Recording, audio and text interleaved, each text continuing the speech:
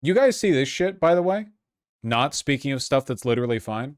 There was a man in the United Kingdom who attempted to stab 2 Jewish people and 1 Muslim person, but mainstream news, both here and across the pond, were referring to it as an attack on 2 Jewish people. Like, they straight up just ignored the attack on the Muslim guy so they could paint it as a specifically anti-Semitic attack and not, like, distort the narrative.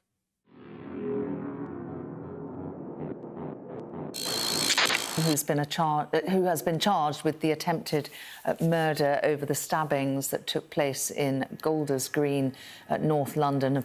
2 Jewish men there, has been remanded in custody after appearing at Westminster Magistrates Court. We'll bring you more on that with our correspondent who has been... Like, it's crazy. Reuters did this too. UK man appears in court over stabbing of 2 Jewish men in London. Issa Suleiman is accused of attempting to murder 3, not 2 people. The third is like it's insane. But I like, genuinely, what an unbelievable level of media complicity in the narrative, in the capital T, capital N narrative. You know, the main person attacked was the Muslim guy too. The 2 Jewish people were bystanders that came to help the Muslim victim. I know there's probably no legal ground to, but like, if I was the Muslim guy, I'd want to sue. That's so crazy. Why are they not mentioning the Muslim? The narrative. They're so cucked to Israel. Keir Starmer has suggested some pro-Palestine marches could be stopped because of their impact on the UK's Jewish community. That's so fucking crazy, dude. Just stopping the protest? As the prime minister, like, as the equivalent president, like, Trump can't point at a random march in New York City and go, that's not happening. I mean, I guess he could try. He did that one time outside DC, but at least that wasn't DC. That's fucking crazy.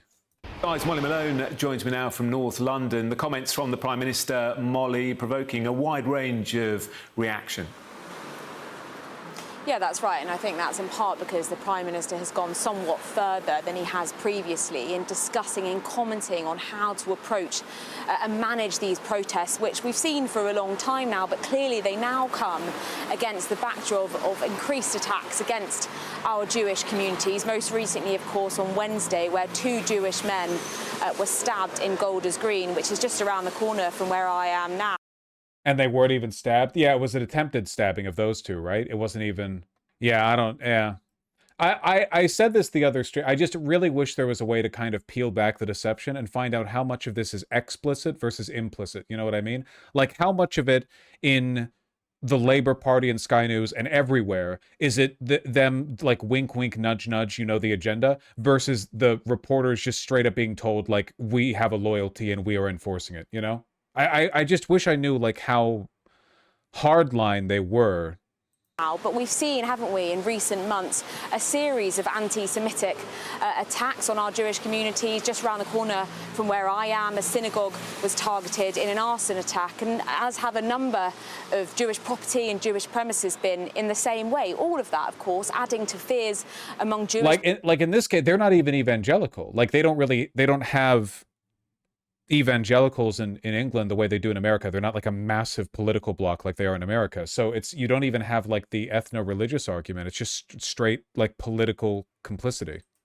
People, many of whom, of course, have been heading out synagogue this morning with this at the forefront of their minds. So it's in that context that these pro-Palestine marches are being discussed. And it's why you've got people like John Mann, who is the government's independent reviewer. It wasn't a synagogue targeted. It was a fire in a residential building next to it. I haven't looked into it, but given their framing on the 2 Jewish people stabbed bit, which is factually incorrect on multiple levels, yeah, I'm not going to trust a damn thing they say. Of saying that they need to do far more. If a mosque was bombed and a stray piece of shrapnel killed 1 Jewish guy a block over, Sky News would only report on the shrapnel. It wouldn't even need to kill the guy, even it coming close, you know? Clamp down on what we're seeing. Let's hear from him now. Well, the balance being right also includes a lot more action. So a lot more action includes those who call for violence against the Jewish community being arrested. That hasn't been happening. That's part of what I'm now being told. It's been public as well, but I'm being told privately is what will be happening. People who back terror organisations will be arrested, will be prosecuted.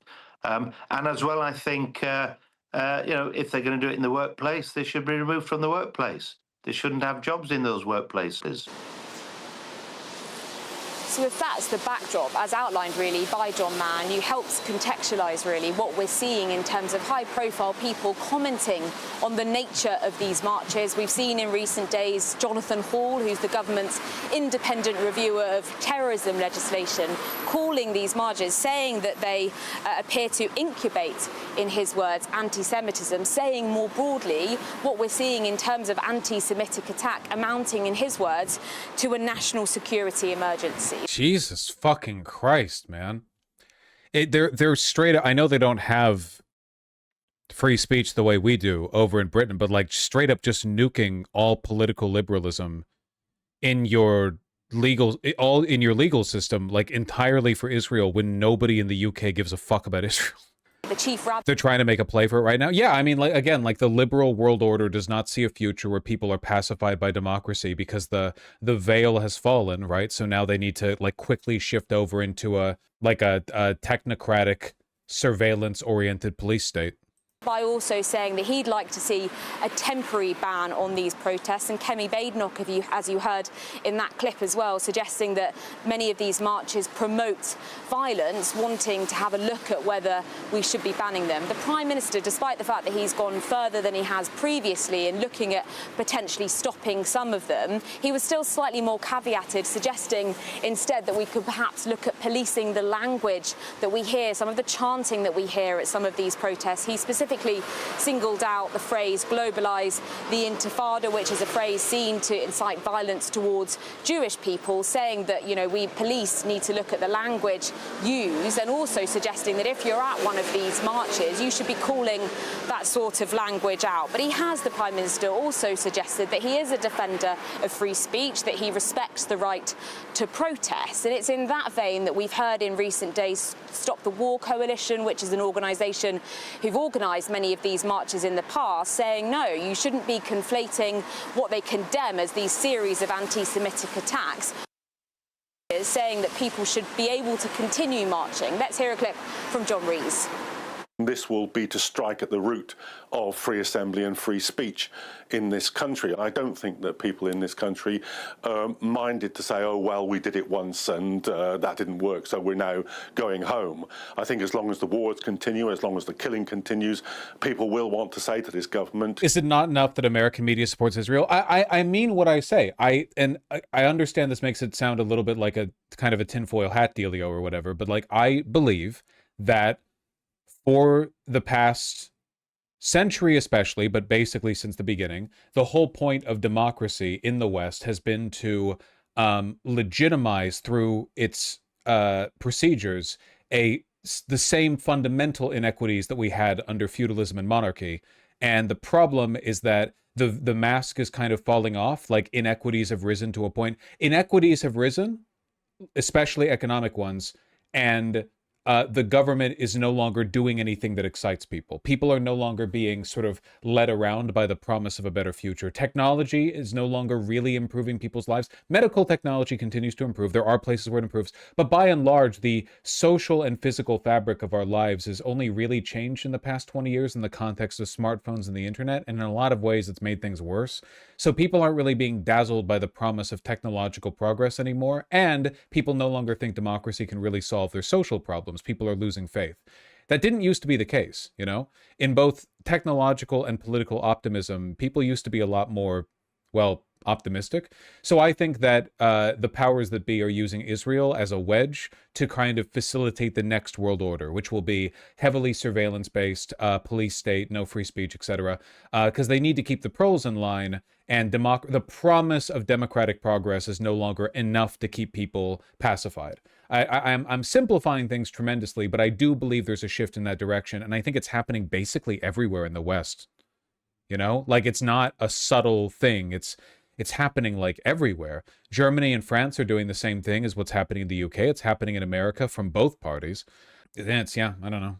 It's not great. Note what I'm saying. I don't necessarily think they're going to succeed, by the way. I'm not saying it's inevitable. I'm not saying they're going to succeed. I'm not saying that their system is stable. They're in fact quite bad at producing stable systems, which is why they're in this mess. I just think that's what they're trying to do right now.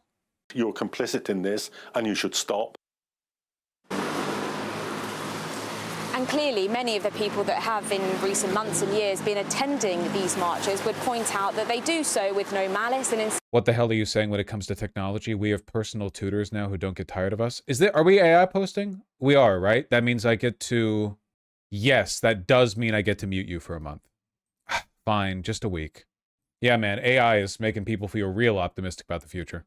Instead, they stand in solidarity with the people of Gaza. But the context here is everything for politicians, for the Prime Minister. It will be a massive balancing act for policing and for government as well, not least because in 2 weeks' time we have a huge protest set to take place, being organised by pro-Palestine groups, but also another protest being organised by the far-right activist Tommy Robinson. And it's when you get counter views coming together in significant numbers, well, that's when you get an increased balancing act, if you like, a massive policing operation, the police in Sir Mark Rowley. The AI push is literally because we're at the end of the sigmoid curve of tech advances. Well, it's the perfect example, right? Massive technological developments used to have like a real material change in the world around us. All AI has been really used for is a vehicle for speculative investment. Like trillions and trillions of dollars being poured in. It's not affecting anyone's lives positively. The only real change to people's lives that's being pitched is that we'll lose our jobs. That's the big social shift. It'll make your children illiterate and you will lose your job. No, fantastic, right? Who benefits? Well, the wealthy people get wealthier. Like there's no... It's not like the fucking washing machine, man. The washing machine single-handedly made like women's liberation viable. You know, tech is just not advancing the social fabric anymore. I liked it when the catfishers were Indian, not AI. I agree. You know, they're real people. Makes a difference. Expressing concern about these types of protests and also for the government to consider how to manage, how to approach them, which is why the comments from the Prime Minister today are so significant. Cool. Yeah, no, just I think that is why this is all happening, you know? Technological progress doesn't really serve, I guess, to enamor people anymore the way that it used to. Funny AI story at Purdue University. Yes, I did see the Daily Wire layoffs. Interesting stuff. Hello, Sakura. Even the Met Police are saying it's too. Yeah, it's nasty stuff. Really, it's really hard to like not get mega conspiratorial because my argument's always been there's been kind of a synchronicity of capital interest, but the degree of complicity here in the United Kingdom, it's much worse than the United States. You all know that, right? Like the loyalty you're expected to show to Israel and the amount that the sort of the specter of anti-Semitism is used to justify crackdowns on people's rights, much worse than in the United States. It's really bad. I think they're at the front of this. Why? I keep explaining why. Because it's a dying empire that no longer offers to its people a promise that allows them to ignore the slow, steady accumulation of wealth in the hands of the upper crust. So they're looking for ways of... Listen to what I'm saying! Well, that's my theory, at least. But aren't we doing that here? Yeah, but we're not doing it as quickly as they are. It is worse over there. We do at least have a free speech, oriented amendment to our Constitution that's providing us some bit of a buffer, you know.